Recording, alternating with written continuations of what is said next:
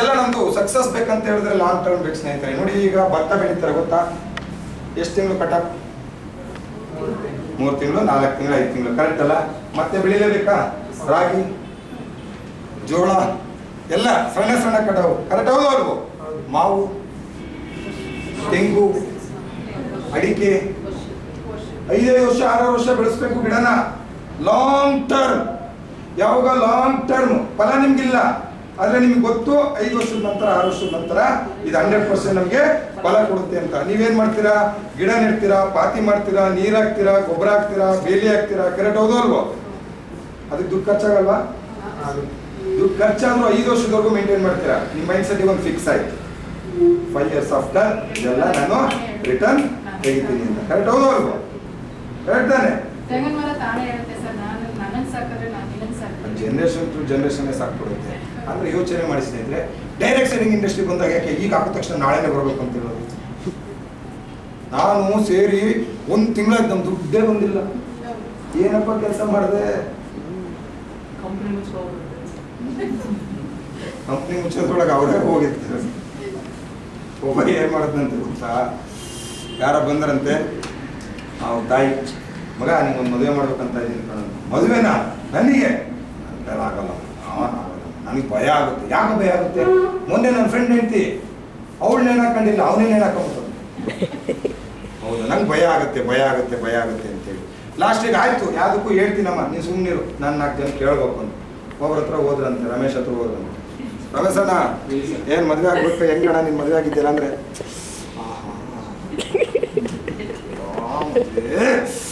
ಮದುವೆ ಆಗಿ ನೋಡು ಅಂದ್ರಂತೆ. ಅವರು ರಸ್ಪುರಿ ಮಾನಣ್ಣು, ಕರೆಕ್ಟ್ ಅಲ್ಲ? ಆಮೇಲೆ ರಾಜಪ್ಪ ಅವರು ಹೋದ್ರಂತೆ. ರಾಜಪ್ಪ ಅವರು ಮದುವೆನ ದೇವ್ರನೇ ಆಗ, ಮದುವೆ ಏನಾದ್ರು ಹುಚ್ಚಿಡಿಸ್ಬಿಡುತ್ತೆ, ಕೊಂಬೆ ಥರ ಆಡಿಸ್ತಾರೆ. ಅವ್ರು ಹೇಳ್ದಂಗೆ ಕೇಳಬೇಕು, ಇನ್ ಟೈಮಿಗೆ ಬರಬೇಕು. ಲೇಟಾದ್ರೆ ಎಲ್ಲಿದ್ಯಾ, ಏನು ಮಾಡ್ತಿದ್ಯಾ, ಯಾಕೆ ಬಂದಿಲ್ಲ? ಇನ್ನೊಬ್ರ ಹತ್ರ ಹೋದ್ರಂತೆ, ರಾಜಶೇಖರ್ ಹತ್ರ. ನೇಣು ಹಾಕೊಳ್ಳೋದೊಂದು ಬಾಕಿ ಇದೆ ನನಗೆ, ಮಜಾರಿ ನಾನು ಹೇಳ್ತೀನಿ, ಪ್ರವಾಸನೇ ಬೇಡ. ನನ್ನ ಹತ್ರ ಬಂದ್ರು, ಮದುವೆ ಅಂದ್ರೆ ಹೆಂಗೆ ಅಂತ. ಎಂಜಾಯ್ಮೆಂಟೇ ಬೇರೆ. ಮದುವೆ ಆಗ್ಲು ಬಗ್ಗು ನಿಮ್ಮನ್ನು ಬಗ್ಗು ಜಿಂಗಲಲ್ಲ ಲೈಫ್ ಅಂತ. ಲಾಸ್ಟಿಗೆ ಡಿಸೈಡ್ ಮಾಡೋದು, ಆಯ್ತು ಮದುವೆ ಆಗ್ತೀನಿ ಅಂತೇಳಿ. ಲಾಸ್ಟಿಗೆ ಏನು ಮಾಡೋದು, ಅಮ್ಮನ ಹತ್ರ ಬಂದು, ಅಮ್ಮ ನಾನು ಮದುವೆ ಆಗ್ತೀನಿ ಅಂತೇಳಿ. ಆಯಿತು, ನನಗೇನು ಹೇಳೋದು, ಅವ್ರು ಫೋನ್ ಇರ್ತೀನಿ, ಅವ್ರು ಅಡ್ರೆಸ್ ಕೊಡ್ತೀನಿ, ನೀನೇ ಹೋಗಿ ಕೇಳ್ಕೊಂಬಾರ್ದು ಅಂತ. ಆಯ್ತು ಕೂಡತ್ಲಾಗ ಹುಡುಗಿ ಮನೆಗೆ ಹೋಗಿ ಅಮ್ಮನ ಹತ್ರ ಮಾತಾಡ್ಕೊತೀನಿ ಅಂದಾಗ ಅವ್ರು ಕರೆದಂತೆ, ಓ ನೀನೇ ಅಲ್ಲೇನಪ್ಪ, ಯಾಕಪ್ಪ ಬಂದ, ಏನು ಊರಿಗೆ ಬಂದಿದ್ದ? ಅಮ್ಮ ಅವತ್ತು ಹೇಳಿದ್ನಲ್ಲ ನಮ್ಮಮ್ಮ ಮದುವೆಗೆ ಹುಡುಗಿ ನೋಡಿದ್ದಾರೆ ಅಂತ ಹೇಳಿ. ಹಾಂ ಹೌದು ಹೇಳಿದ್ವಲ್ಲ, ಏನು? ಅದೇ ಮದುವೆ ಆಗಕ್ಕೆ ಬಂದಿದ್ದೀನಿ. ಈಗ ಮದುವೆ ಆಗಕ್ಕೆ ಬಂದ? ಆಲ್ರೆಡಿ ಮದುವೆ ಆಗಿ 2 ಮಕ್ಕಳು ಅವಳು. ಇವನು ಊರು ಕೇಳ್ಕೊಂಡಿದ್ದೀನಿ, ಅಲ್ಲಿ ಹೋಗಿ ಹೊತ್ತಿಗಳು ಮದುವೆ ಆಗಿ 2 ಮಕ್ಕಳು. ಇಲ್ಲೂ ಅಷ್ಟೇ, ಇಷ್ಟ ಆಫೀಸಿಗೆ ಹೇಳಿರ್ತೀವಿ ಚೆನ್ನಾಗಿ ಹಿಂಗೆಲ್ಲ ಹಂಗೆ ಮಾಡೋಣ ಅಂತೇಳಿ. ಊರವ್ರಿಗೆಲ್ಲ ಕೇಳೋದು, ಇಷ್ಟ ನಡೆಯುತ್ತಾ? ಕೊಡೋಬಿಟ್ರೆ ಚೆನ್ನಾಯ್ತಾ ಕಂಪ್ನಿ? ಅಲ್ರಿ ಅವ್ರಿಗೆ ಏನ್ರಿ ಗೊತ್ತು ಕಂಪ್ನಿ ಬಗ್ಗೆ? ಅಲ್ಲಿ ನಾವು ಬಂದ್ರೆ ಯಾರ ಹತ್ರ ಹೋಗ್ಬೇಕು? ಡಾಕ್ಟ್ರು ಈಗ ಮಂಡಿನ ಹೋಗಿದ್ದಾರೆ, ಪೈಲ್ಸ್ ಡಾಕ್ಟರ್ ಇದ್ದಾರೆ, ಕರೆಕ್ಟ್ ಅಲ್ವಾ? ಹೊಟ್ಟೆ ನೋವು ಡಾಕ್ಟರ್ ಇದ್ದಾರೆ, ಕಲ್ ಡಾಕ್ಟರ್ ಇದ್ದಾರೆ, ಫ್ರಾಕ್ಚರ್ ಡಾಕ್ಟರ್ ಇದ್ದಾರೆ, ಹಾರ್ಟ್ ಡಾಕ್ಟರ್ ಇದ್ದಾರೆ, ಕಣ್ಣಿನ ಡಾಕ್ಟರ್ ಇದ್ದಾರೆ, ನರ್ವ್ ಡಾಕ್ಟರ್ ಇದ್ದಾರೆ, ಕರೆಕ್ಟ್ ಅಲ್ಲ? ಅದ್ರಲ್ಲಿ ಯಾವ ಡಾಕ್ಟರ್ ಬೇಕು ಆ ಡಾಕ್ಟರ್. ಸೊ ಹಾಗಾಗಿ ಇಲ್ಲೂ ಅಷ್ಟೇ ಸ್ನೇಹಿತರೆ, ಹೊರಗಡೆ ಕೇಳಿದ ತಕ್ಷಣ ನಿಮ್ಗೆ ಖುಷಿ ಆಗತ್ತೆ, ಇಷ್ಟ ಮಾಡಬೇಕು, ಏನೋ ಒಂದು ಹುಮ್ಮಸ್ ಬರುತ್ತೆ.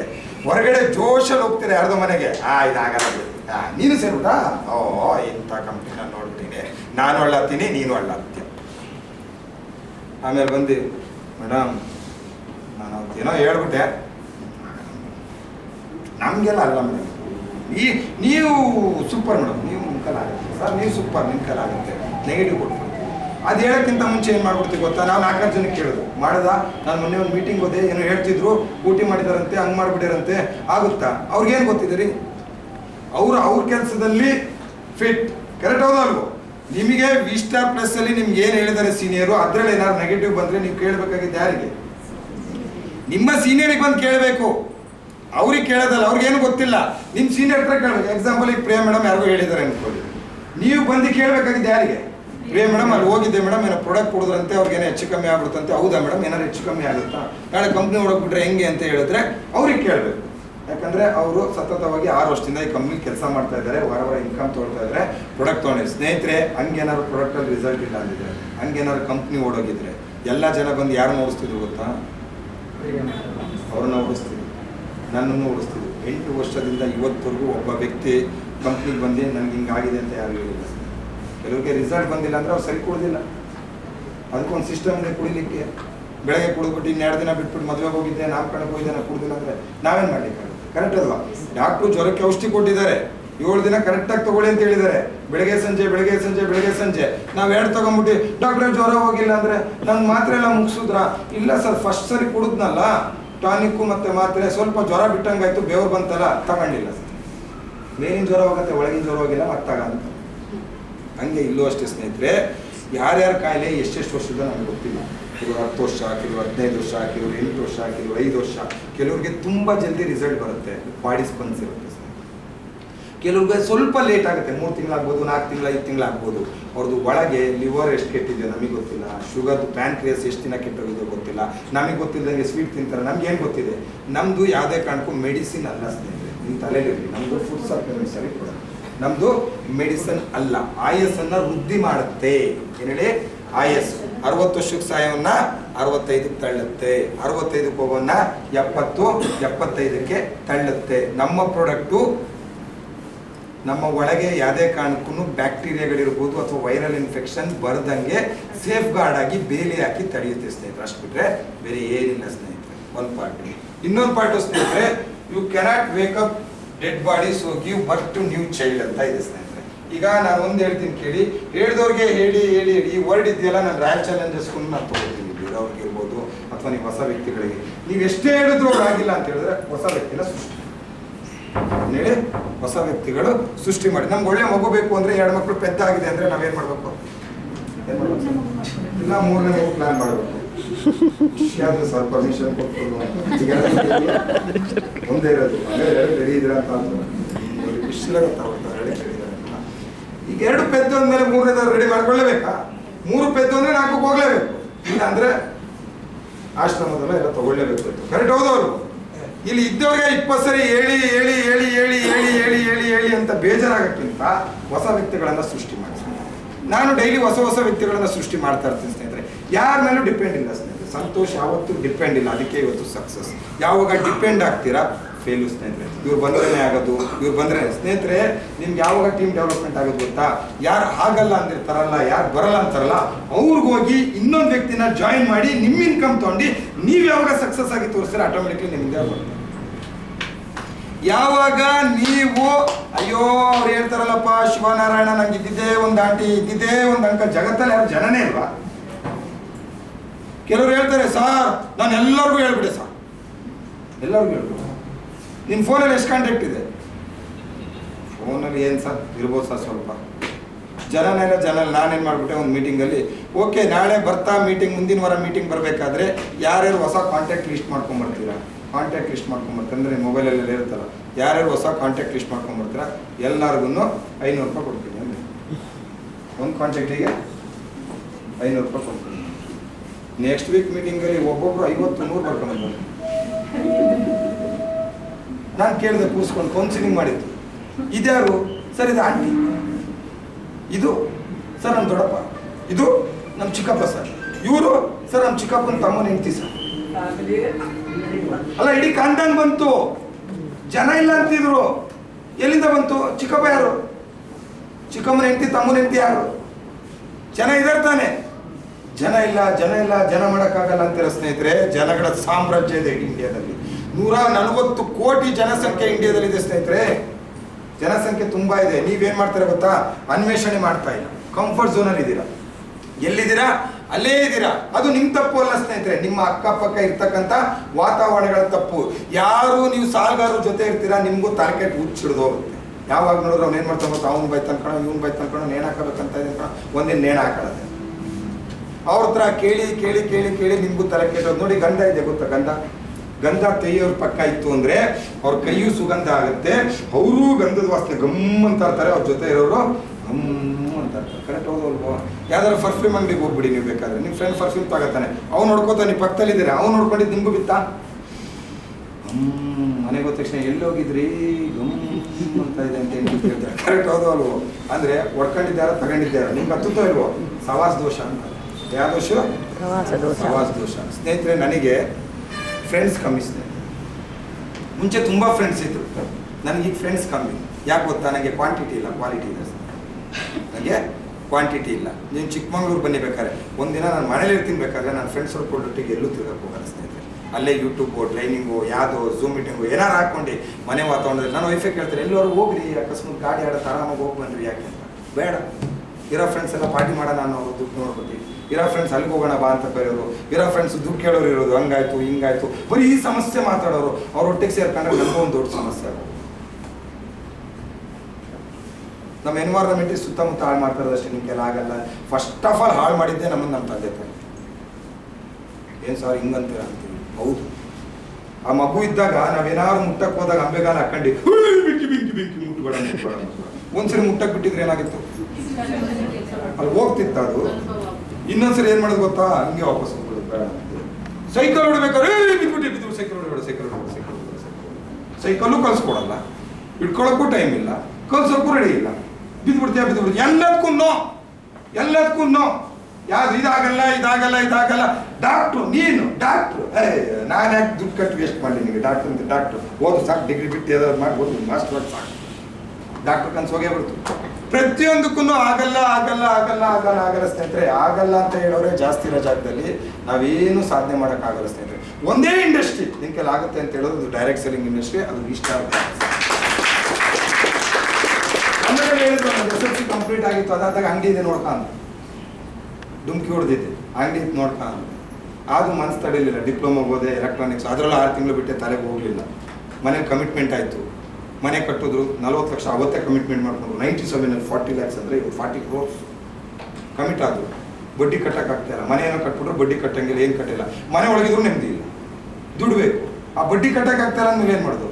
ಯಾವುದಾದ್ರು ಮಾರೋದು ಬಡ್ಡಿ ಕಟ್ಟೋದು, ಇನ್ನೊಂದು ಮಾರೋದು ಬಡ್ಡಿ ಕಟ್ಟೋದು, ಚಿನ್ನ ಮಾರೋದು ಬಡ್ಡಿ, ಎಲ್ಲಿವರೆಗೂ ಕಟ್ತಾರೆ.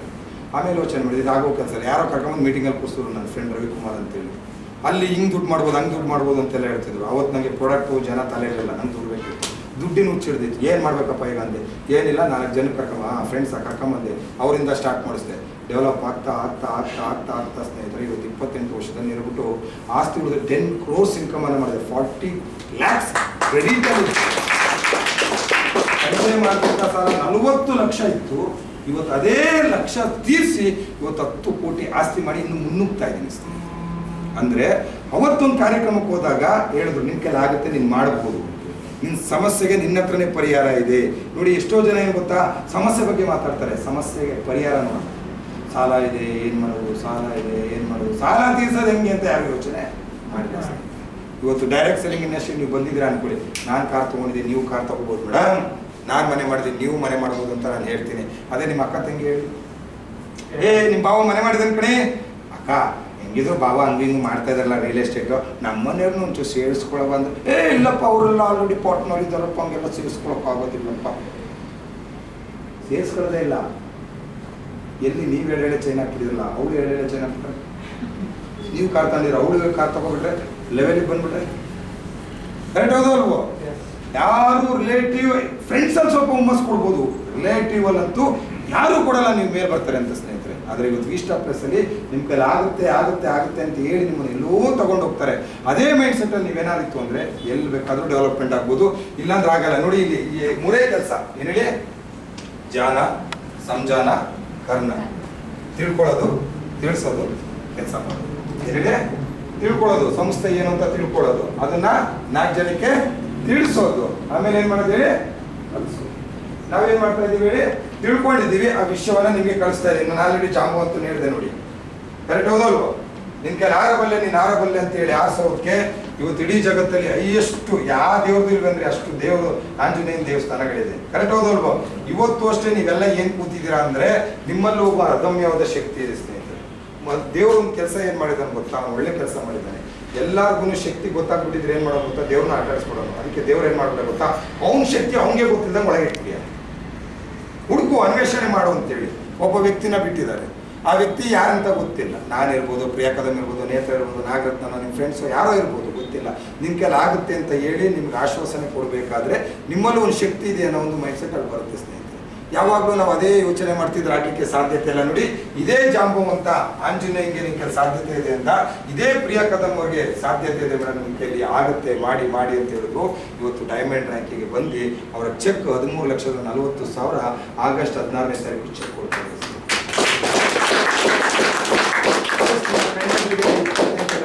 ಬ್ರ್ಯಾಂಡ್ ನ್ಯೂ ಕಾರನ್ನ ತಗೊಂಡಿದ್ದಾರೆ. ಬ್ರ್ಯಾಂಡ್ ನ್ಯೂ ಕಾರನ್ನ ಟೋಟಲ್ ಇನ್ಕಮ್ ನನ್ನ ಪ್ರಕಾರ 60 lakhs ಆ ಚೆಕ್ ಬಂತು ಅಂದರೆ ಡೈಮಂಡ್ ರ್ಯಾಂಕ್ ಕಂಪ್ಲೀಟ್ ಆಯ್ತು. ಒಂದು ನರ್ಸರಿ ನಡೆಸ್ತಾ ಇದ್ರು.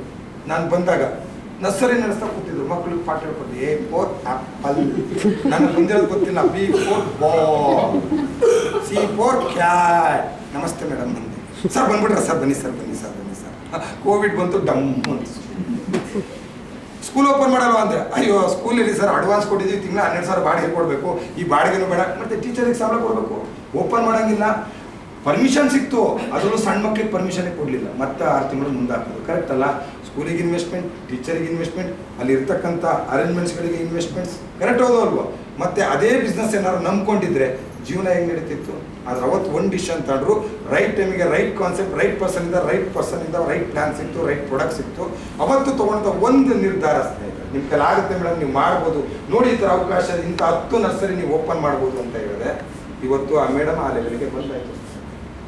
ನಿಮ್ದು ಯಾವಾಗಲೂ ಹೇಳ್ತಾರೆ, ಇವತ್ತು ಡೈರೆಕ್ಟ್ ಸೆಲ್ಲಿಂಗ್ ಇಂಡಸ್ಟ್ರಿಗೆ ಬಂದು ನಾನು ನರ್ಸಿಂಗ್ ಹೋಮ್ ಮಾಡಿದೆ, ನಾನು ಸ್ಕೂಲ್ ಮಾಡಿದೆ, ನಾನು ಮನೆ ಮಾಡಿದೆ, ಏನೇನು ಐಷಾರಾಮಿ ಜೀವನ ಬೇಕು ಎಲ್ಲ ಮಾಡಿದೆ ಅಂತೇಳಿ ಅವ್ರದ್ದು ಟೋಟಲ್ ಕಾಪಿ ಪೇಸ್ಟ್ ಮಾಡ್ತಾ ಇದ್ದೀನಿ ಸ್ನೇಹಿತರೆ. ಹೇಳಿ, ಟೋಟಲ್ ಕಾಪಿ ಪೇಸ್ಟ್ ಮಾಡ್ತಾ ಇದ್ದೀನಿ. ರೀಸೆಂಟ್ ಸ್ನೇಹಿತರೆ ನಿಜವಾಗ್ಲೂ ನಮ್ಮ ಥರ ಬಿಡ್ತಾರೆ, ಅದಕ್ಕೆ ಯಾವಾಗಲೂ ಪಾಸಿಟಿವ್ ಅಲ್ಲಿ ಇರಬೇಕು ಅಂತೇಳಿ. ಇವತ್ತು ಮನೆ ಕನ್ಸ್ಟ್ರಕ್ಷನ್ ಆಗಿದೆ, ಮುಂದಿನ ತಿಂಗಳು ಓಪನ್ ಅನ್ನೋ ಪರಿಸ್ಥಿತಿ ಕ್ರಿಯೇಟ್ ಆಗ್ತಾ ಇದೆ. ಆಲ್ರೆಡಿ ಎಲ್ಲದೂ ಆಯಿತು. MD ಸರ್ ಯಾವಾಗಲೂ ಹೇಳೋರು ಸ್ಕೂಲು ಅಂತೇಳಿ. ನನಗೊಂದು ಕನಸಿತ್ತು, ನಮ್ಮ ಮನೆಯವ್ಳು ಟೀಚರ್ ಅಲ್ಲ, ಅವಳಿಗೆ ಪ್ರಿನ್ಸಿಪಾಲ್ ಮಾಡಿ ಯಾಕೆ ಕೂರಿಸ್ಬಾರ್ದು ಒಂದು ಸ್ಕೂಲಲ್ಲಿ ಅಂತೇಳಿ ಸ್ನೇಹಿತರೆ. ಇವತ್ತು ಆದಿ ಹೆಂಗೆ ಬಂದಿದೆ ಅಂದರೆ, 2 ಸ್ಕೂಲವರು ಸರ್ ಹೆಂಗಿದ್ರು ನಿಮ್ಮ ನಮ್ಮ ಮೇಡಮ್ ಟೀಚರ್ ಕನೆಕ್ಟಿಂಗ್ ಅಲ್ಲ ಸರ್. ಸ್ಕೂಲಲ್ಲಿ ಆಲ್ರೆಡಿ 120 ಜನ 90 ಜನ ಎಲ್ಲ ಮಕ್ಕಳಿದ್ದಾರೆ ಸರ್. ಅದು LKG UKG ಪ್ರೇಮ್ ಇದೆ ಸರ್. 1ರಿಂದ 5ನೇ ಕ್ಲಾಸ್ವರೆಗೂ ಪರ್ಮಿಷನ್ ಇದೆ sir. If you are interested sir partner